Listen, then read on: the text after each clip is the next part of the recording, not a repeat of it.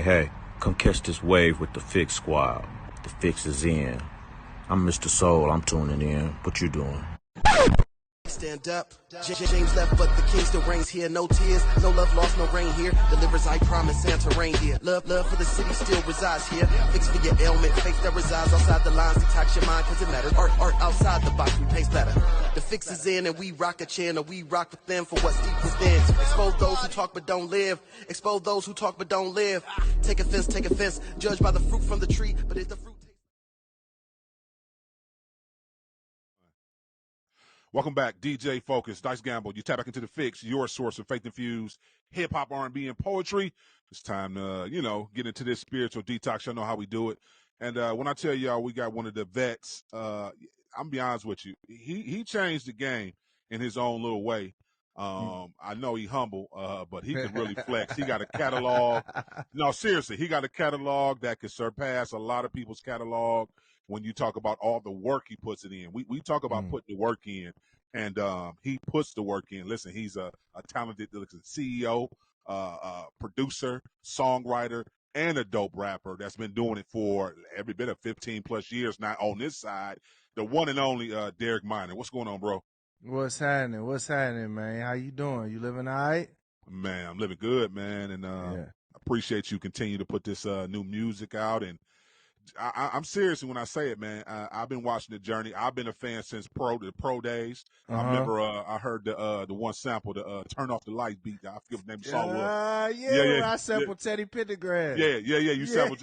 Yeah. When listen, I'm a DJ, so I've always been a DJ since 12. So when I heard that, and I'll be honest with you, I wasn't doing Christian or gospel DJing then. I was still doing mainstream DJing. So I'm like, I heard you flow. Somebody at church played it for me. I've been a fan ever since. So all the mixtapes, the transition to the Reach Life, and then starting RMG. I've been with you the whole time, and I'm serious. A lot of artists need to tap in with you because one thing I've always noticed about you, your drive. So speak to that. Where did the drive come from? Just to continue to just grind. And I don't even think you really wanted to be like on the level you are. I just think it just was in you. So just speak about just that. Man, I always felt like my music mattered. I always felt like I had something to say when I'm driven. And that's what the drive has always been is that I have something to say. Like I have a story. I have people that need their stories told. I got people that listen to what I do and they say I speak for them. And that's the drive, bro. Like, this is bigger than me, bro. Like, we not doing music. We not following trends just to go viral. We actually impacting people's lives. Like, my new album, Nobody's Perfect, man. I sent somebody the intro, man, and they sent me a video back. They was crying. And it's like, that's why I do it. That's the drive. My frustration, if I ever have a frustration, it's that, man, the message that I have is healing. And I want more people to hear it, and I don't know how to do that. That's the only frustration normally that come. You know what I'm saying? Mm-hmm. So that's the drive. It's like I'm passionate because I care about the art form, and I care about the people that's listening, and I want people to hear my music and know, like, no matter where you came from, your past don't determine your future. And that's what we're doing. Oh, that's so good. I appreciate you. And I got to ask, since you're going to stay there, because you talk about the passion and why you do it, because of the message.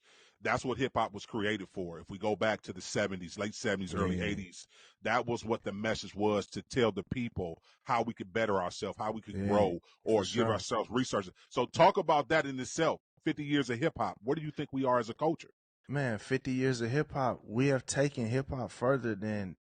I mean, it started off DJing parties, bro. Block parties, man. Facts. You know what I'm saying? Like, it started off from block parties to billionaire hip-hop artists. Like, so if we're talking about making something out of nothing, hip-hop is a prime example. But we live in a culture that has become toxic. I'm not talking about hip-hop culture. I'm talking about the world in general. Like, the world in general has become a place where wars and rumors of wars, where we can't even trust our food. We don't know if the food is actual chicken or they done screen printed it. You know what I'm saying? They done clone some stuff. Like, man, we can't, our former president is indicted on multiple federal counts. We are in a toxic place right now. Hip hop just telling the story. That people say hip hop is toxic, but it's just a reflection of the culture. And because a lot of people in hip hop come from one of the lowest parts in the culture, they're gonna have a darker story. Mm-hmm. And like for me, it's important with this album, it's important for me to be able to create something that is light in that darkness. That people can look to and say, man, I don't have to be the darkest version of myself to be successful. That's the point of what we're doing. Is you can't fight darkness with darkness. I can only fight it with light. So all I'm trying to do is to shine so bright that somebody say, man, I'm gonna put that gun down. Somebody say, man, you know what? I'm about to marry that woman because she matter and I value her. Somebody say, I'm gonna take care of my kids because I don't want them to deal with the same thing I dealt with. Somebody I want somebody to hear my music and I want them to say, man, you know what? I was depressed, but I heard Derek music, and if he could keep going, I could keep going. That's what we doing this for, bro. Period. No, that's good, and I love that you telling the truth, because anybody who hears your music know you're inspirational. You speak to the streets. Yeah. But what kept you in this space, Derek? Let's be real. Let's keep it a buck. Man, you can rap for real. I know that you could probably be on a major on the other side. So what has kept you in this space to where you say, no, I'm gonna turn that bag down. I'm gonna continue to do what God called me over here. Man, it gotta be God, because in my mind, every time I put out a release, I'm competing with Drake. In my mind, every time. So for me, I'm like, at one point in time, I used to be like, man, I want this kind of fan base, or I want that kind of fan base. Or I want to live in this place or that place. I don't care about that no more. Like, I done moved to a place where I'm like, Lord, just send me the people that need to hear what I gotta say. Wow. That's ready for it. Whoever that is. And I'm like, multiply this to those people. I don't have to have the world. Just give me the people that's like, I'm sick of darkness and I need somebody to tell me where the light at. I got you. I could do that. I can't do all the trends.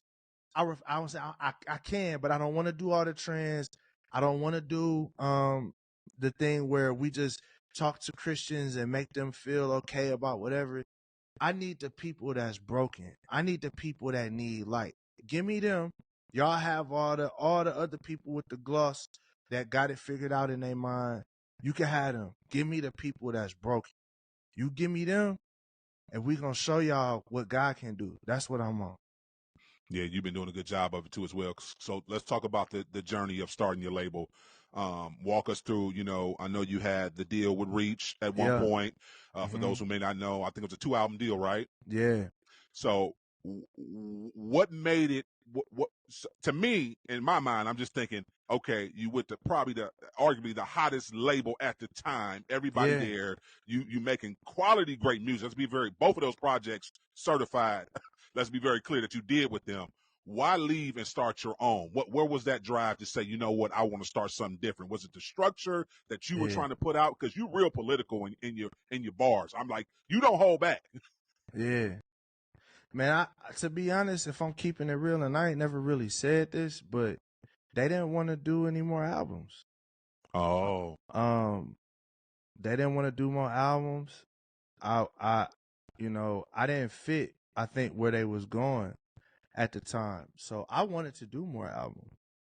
Only thing was I wanted a different structure with the deal, and I just don't think I don't think that they didn't necessarily value the art in that way. You know what I'm saying? And I got no love lost. At the end, it was the biggest blessing in the world for me to not stay with them anymore, because look what we built. We built a space for amplify for artists that's trying to get their art out. You know what I'm saying? I own my masters. Like right now, we at the top of the top Christian and gospel #1 record on that playlist with Third Day with Ty Brazel off Nobody's Perfect. Man, like, and as opposed to being somebody that is signed to that label and not partaking in all of the profit that I can, as far as publishing and such, man, I own everything, and I'm blessed because I get to help other people own their masters as well. So I just think I wasn't part of their plan for the future, and that's okay. That was what God's plan was, and that's my mom told me this when it happened. And I won't really share the details, but she told me, she said, you was content with being a chef inside of the restaurant, and God want to put your name on the building. You know what I'm saying? And, I think that's what it was. Yeah. Like, so we got our own restaurant now. We giving soul food, you know what I'm saying? And that's the love. It's a beautiful thing. Yeah, that is a beautiful thing. Shouts out to Mama for giving you that wisdom. That's straight wisdom from Mama. But sure. hey, Mama love. You can't beat the Mama love. Let's be very clear. You know what I'm saying? They clutch, bro.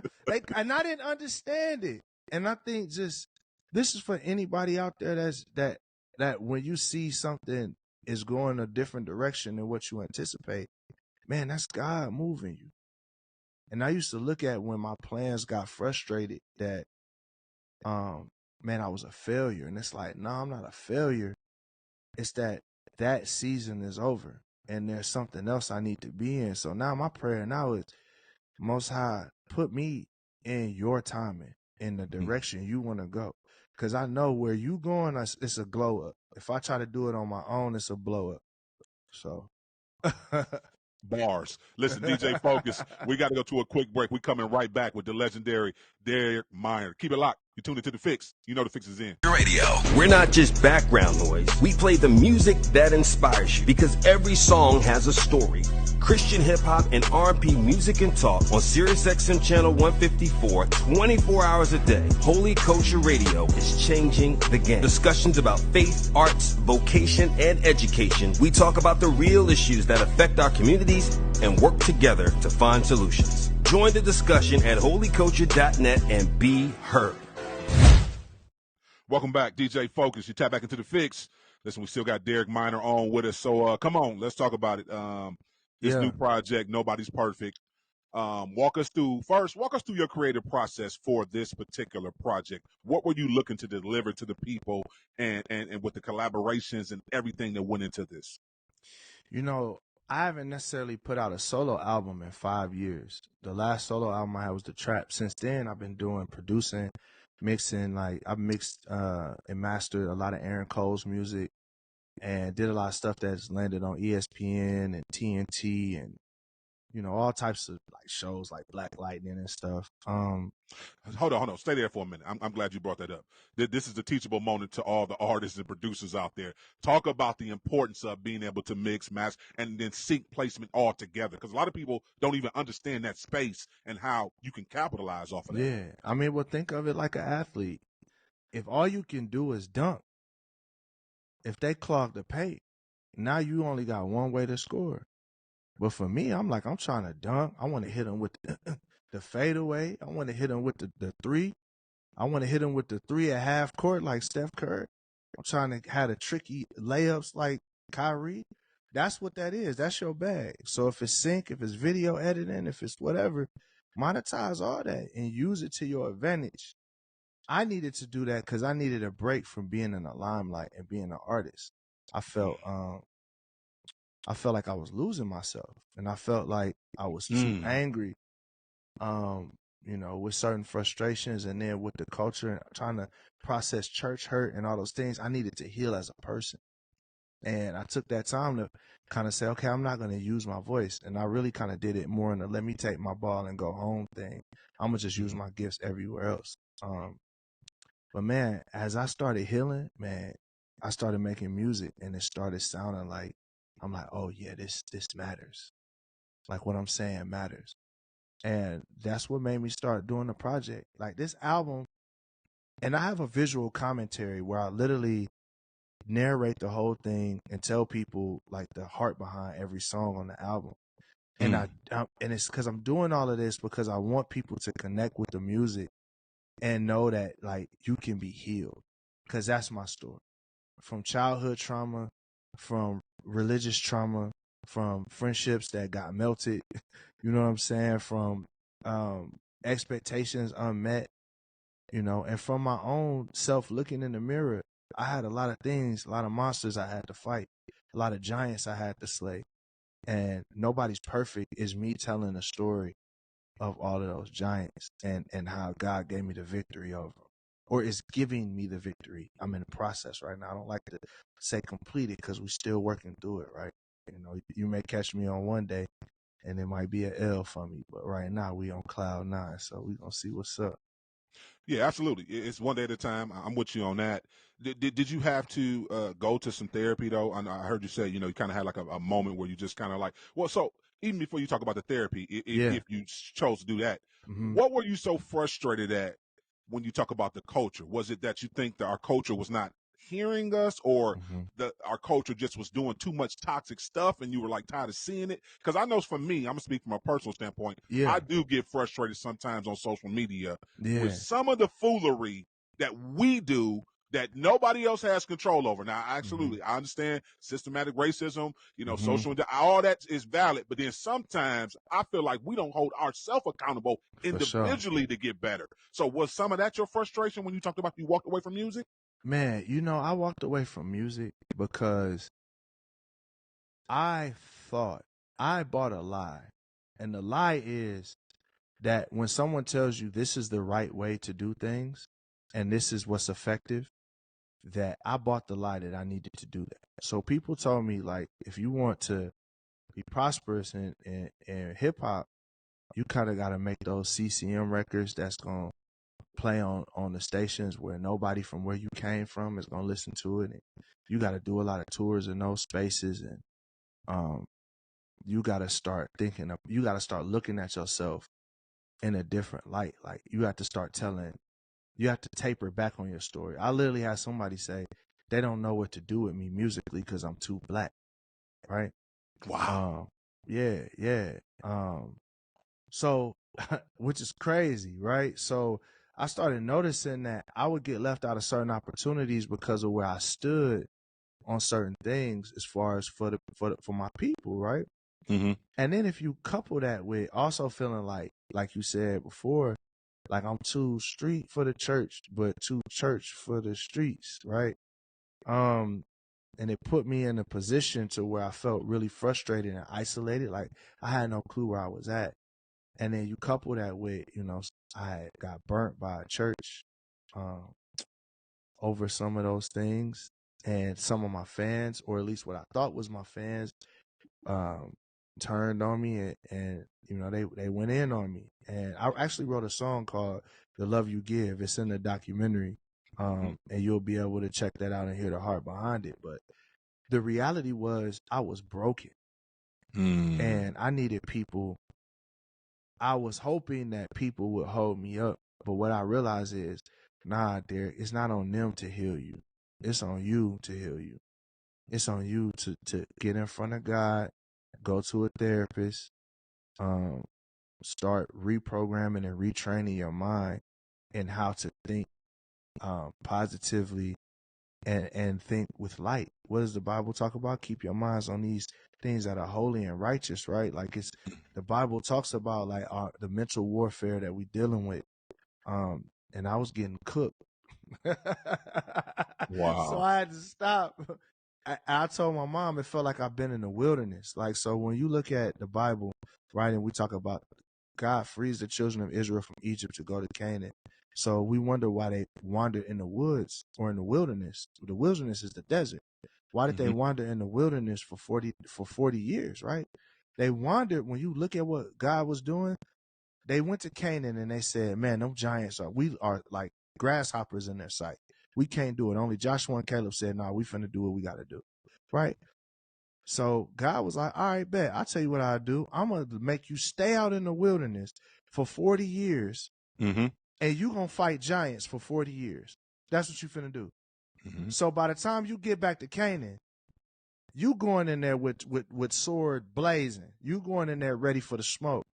And that's what I needed. I needed to be able to take some time and be trained in how to look, you know, my demons in the face and to look other people's demons in the face and to be wise and know how to fight the battle that we need to fight, you know?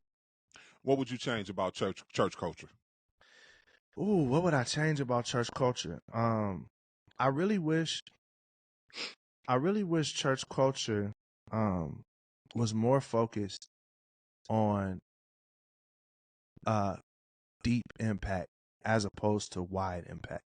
You know, I think the church is focused on trying to impact people, right? But I think some places, now this is not everywhere, but I think some people are more focused on the business side and the growth side as far as numbers and people are concerned, because it's a model where pastors and lay members are that they're salaried off the church. So in order for that salary to be maintained or to grow, you have to have more people to come to it. A lot of churches, nonprofit, they get the money, and the churches, the pastors, everybody gets salaries and stuff.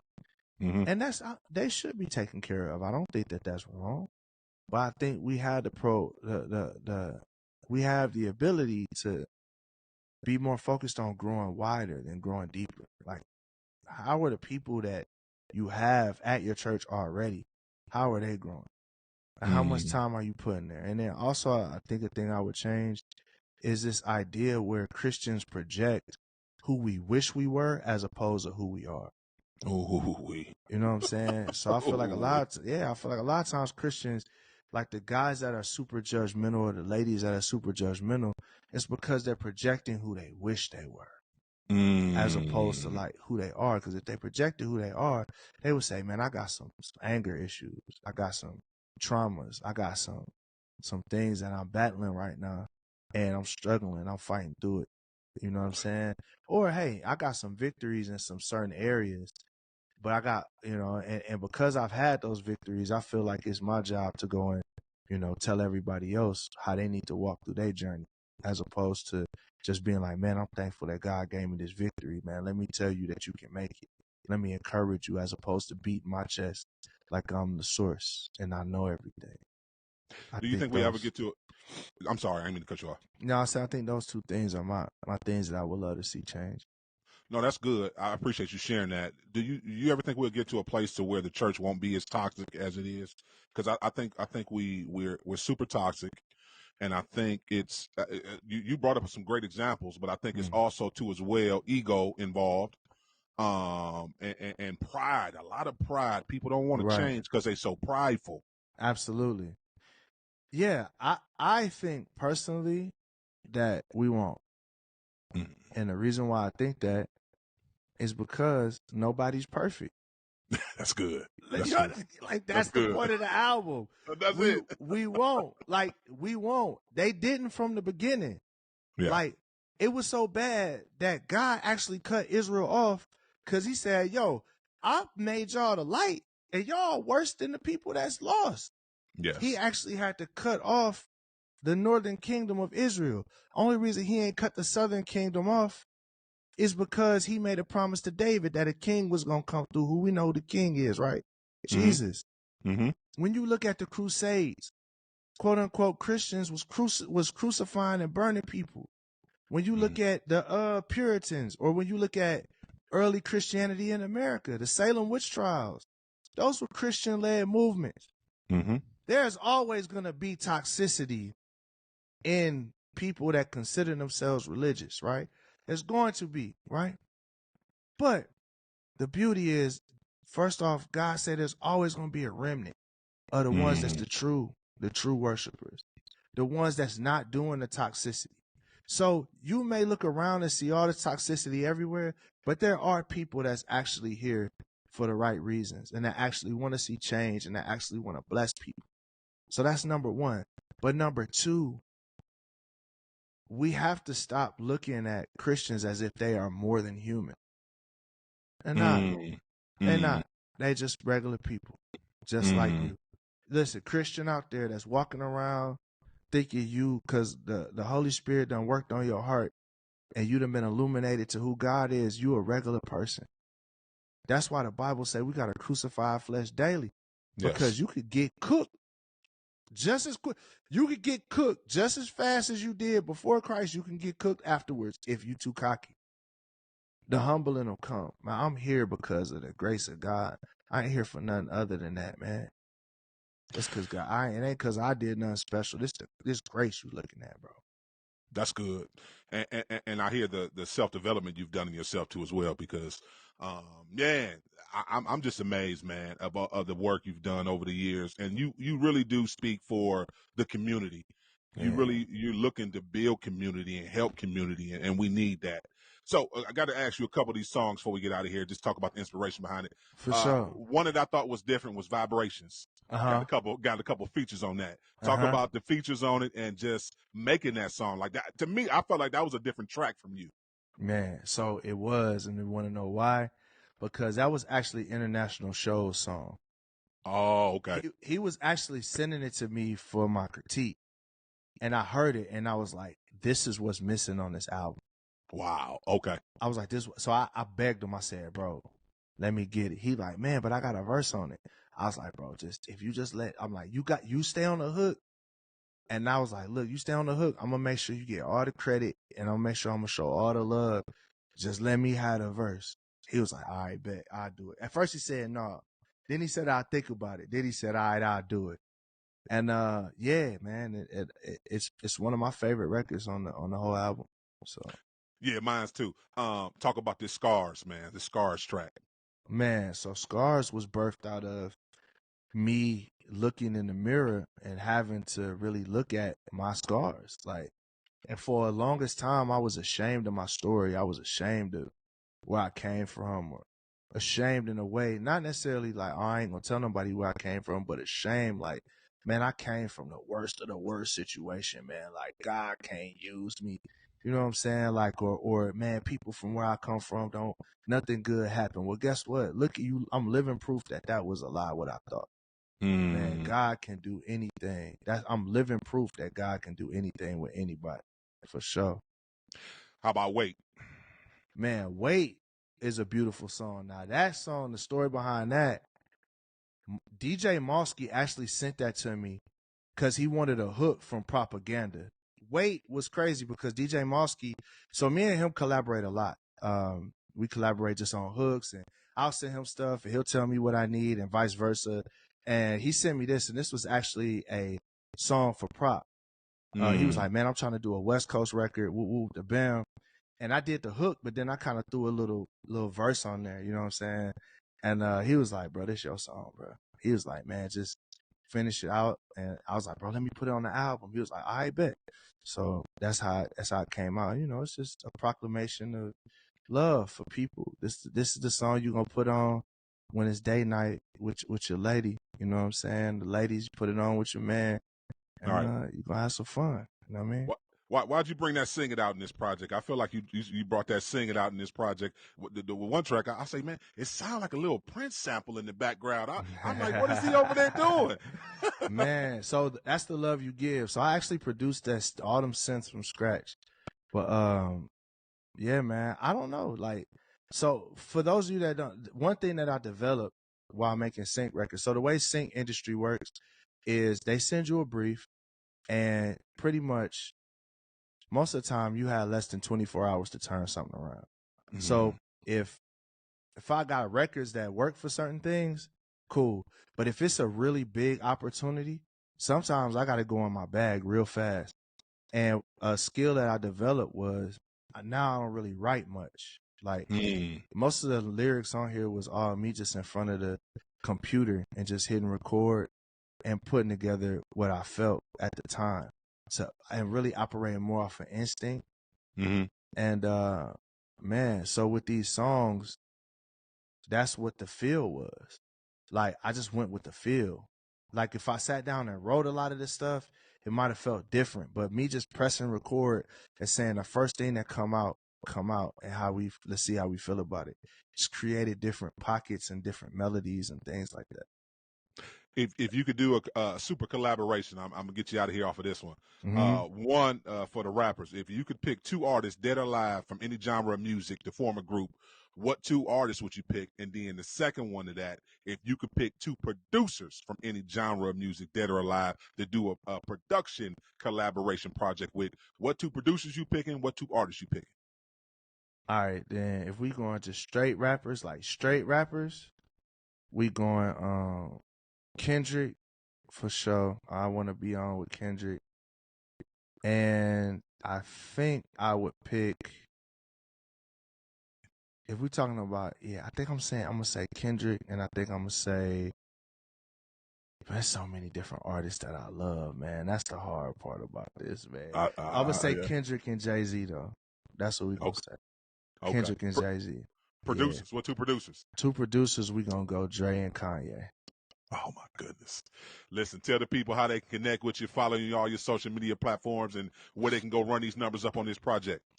Yo, so everything is The Derek Minor everywhere. And then the website is derekminor.com. And definitely check out the Derek Minor visual commentary on YouTube right now. It's doing really well. People are receiving it and getting help and getting healing. So if you need somebody you need something that's gonna help you feel better, this medicine, go get it. It's out there. And YouTube is free, so go get it.